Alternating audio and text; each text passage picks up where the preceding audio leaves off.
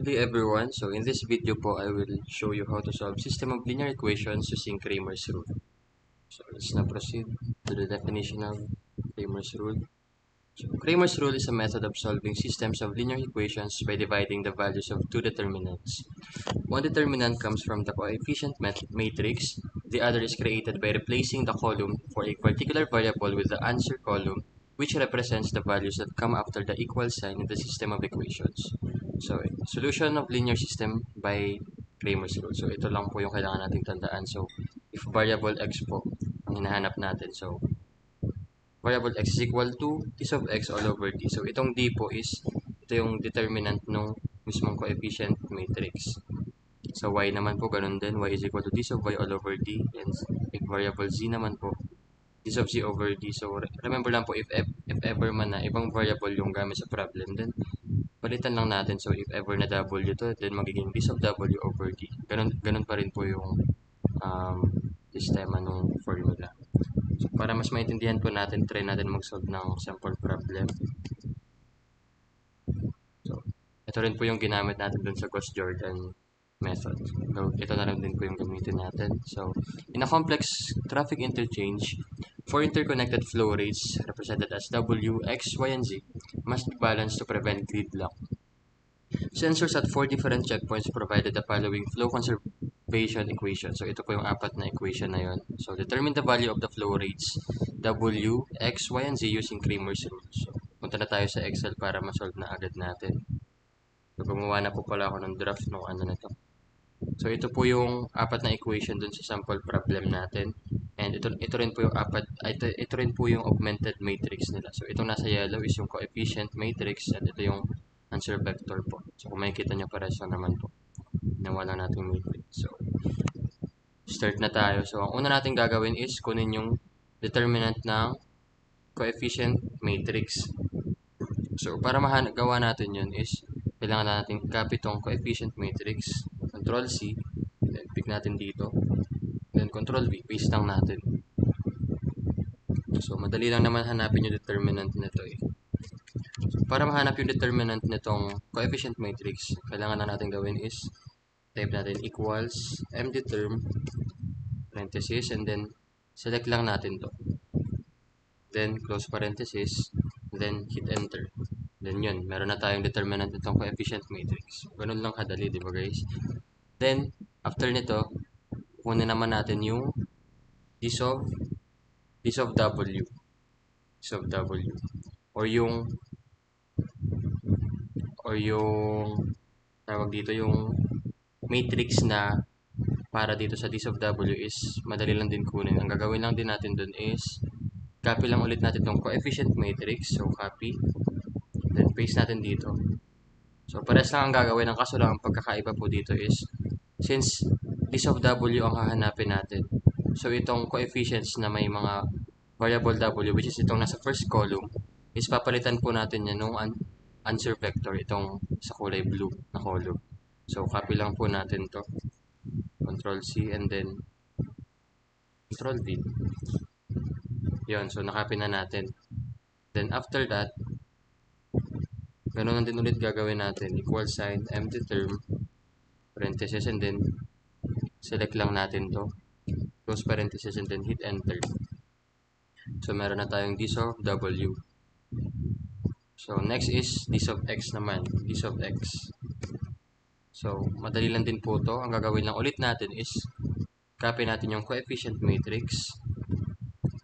And then, since d sub x na ang kailangan nating hanapin, so itong mga coefficient na may mga variable x sa equation, or in short, itong nasa second column is ito naman po yung papalitan natin ng answer vector na ito.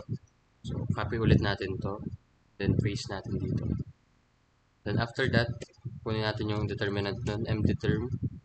Then, select natin to. Close parenthesis, hit enter. So, meron na tayong d sub x. Next one is d sub y naman. Ganun ulit, copy natin yung coefficient matrix. Paste natin dyan.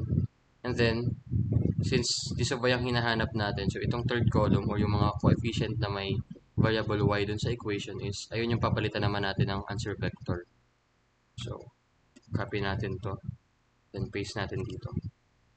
Then after that, ganun ulit, mdterm, parenthesis, and then select natin to. Then close parenthesis, equal sign, I hit enter, I mean. Yan. So meron na tayong this of y. Then sa this of z naman, ganun ulit, copy natin yung coefficient matrix. Paste natin dito. Since this of z ang hinahanap natin, yung last column na yung papalitan natin ng answer vector. Copy, then paste. So this of z is equal to, so ganun para mahanap yung empty term, ganun ulit yung gagawin natin. Empty term, parenthesis, then select natin, close parenthesis, then hit enter. So ngayong meron na tayo ng lahat ng mga values na kailangan natin para ma-solve yung variable w, x, y, and z. So proceed na tayo dun sa paggamit ng formula.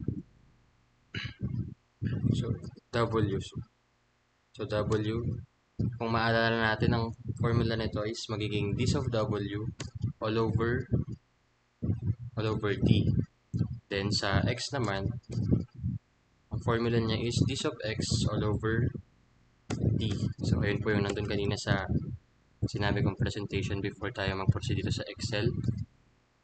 So y naman po is equal to this of y all over d. Then z naman po, para mahanap natin yung variable z, equal to sa this of z all over d. So magiging,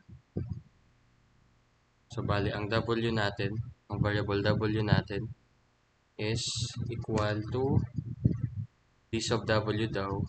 So w, click natin yan, all over or divided by determinant natin, yung coefficient yung determinant ng coefficient matrix.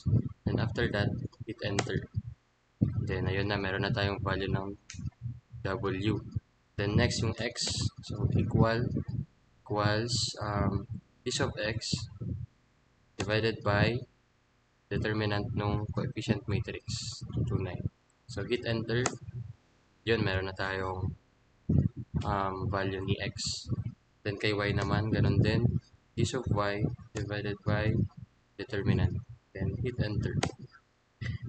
Then lastly, itong sa z, so equal this of z divided by d.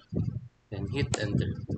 So ayun lang po, ganun lang po kadali guys ang paghanap ng value or pag-solve ng system of linear equation gamit ang Cramer's rule. Ganun lang po yung gagawin natin. So kung mapapansin nyo, mas madali siya kumpara sa Gauss Jordan. And kung mapapansin nyo po is parehas din yung nag-come up din tayo sa same answer. So Gauss Jordan 12.4, 5.2, 8.6, 3.8. And dito na naman sa Cramer's rule, ganun din. So parehas din. And mas madali itong Cramer's rule. So yun lang po guys. Thank you for listening.